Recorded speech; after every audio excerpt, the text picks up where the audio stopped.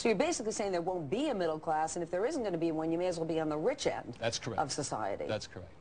Absolutely. And what most financial books say to you is live below your means. You know, don't have a cappuccino. If you have the opportunity, one of the lessons in the book is go back to school. Yes, but also I learned finance on the streets where he learned it at Wharton. Right. So it's still possible to learn. Is it always about being rich or doing something in this world that doesn't just bring us money, but doing something to give back or making an impact somehow, whether it's a building project or a corporation or something of that sort? Well, hopefully, but that's why we wrote this book together. We don't really need the money, but we are concerned about the economics of our country. Explain for us, Robert, how there is no middle class anymore. What do you mean by that, and what quantifies and qualifies somebody as being in the middle class? Well, there's many reasons for that, but the middle class is not getting ahead. The rich are increasing, but the tax laws are written against the middle class. So we just got together. We said we can't change the tax laws right now, but we can change people. So we'd rather teach you how we got rich so that other people can move up rather than move down. Mr. Donald Trump and Robert Kiyosaki.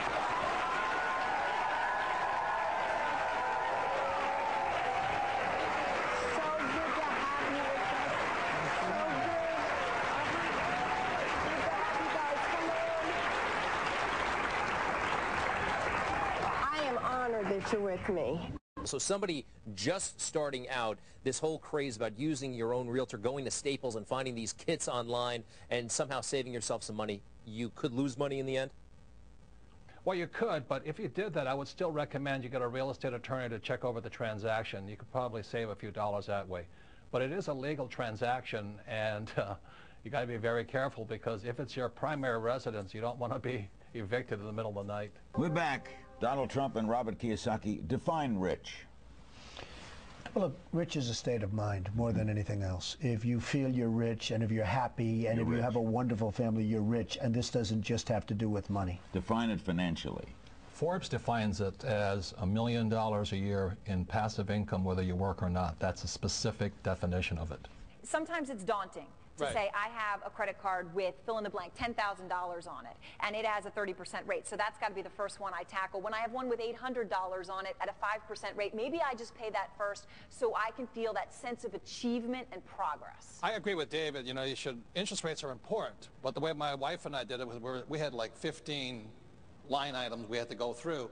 We took the first one we could pay off the fastest. We hung it on our refrigerator, and when we paid that thing off, we drew a line through it. And we kept drawing lines through it. So I didn't go after the interest rate, which is good to do. I went after which one can I attack first, and I do mean attack. Robert, where is all of this going? It seems that it is high political season to sort of target the rich, make them look bad. You're saying that we should be pursuing becoming rich ourselves and not bashing those who already are. Do I have that right?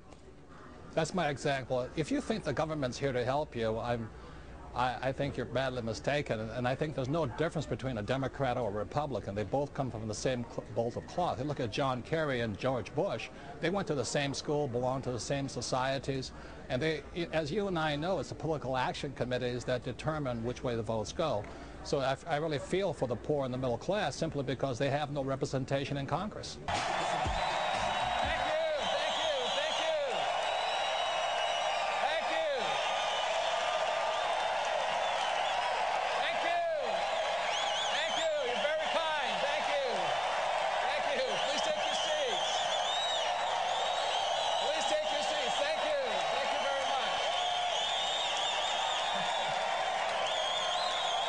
In the world of business, it's another thing my rich dad pointed out to me.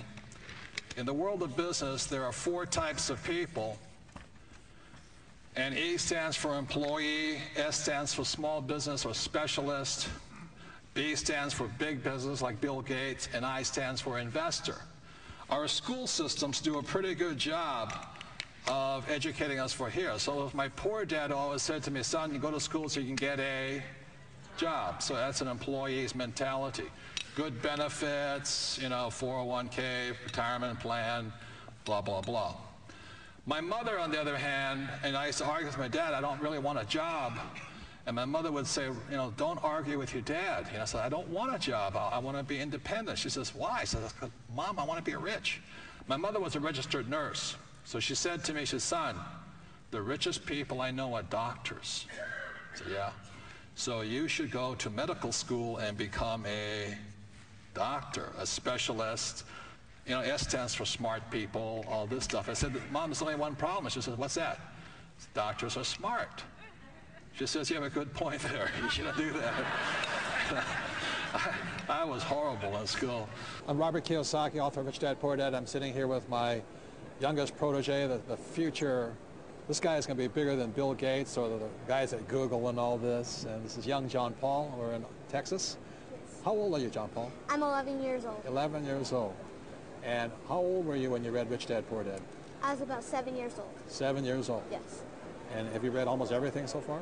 Yes, just that. Have you played everything? Have you played my cash flow games? Yes, I have. Okay, now tell the people at home what you've learned so far that's different than what they teach you at school.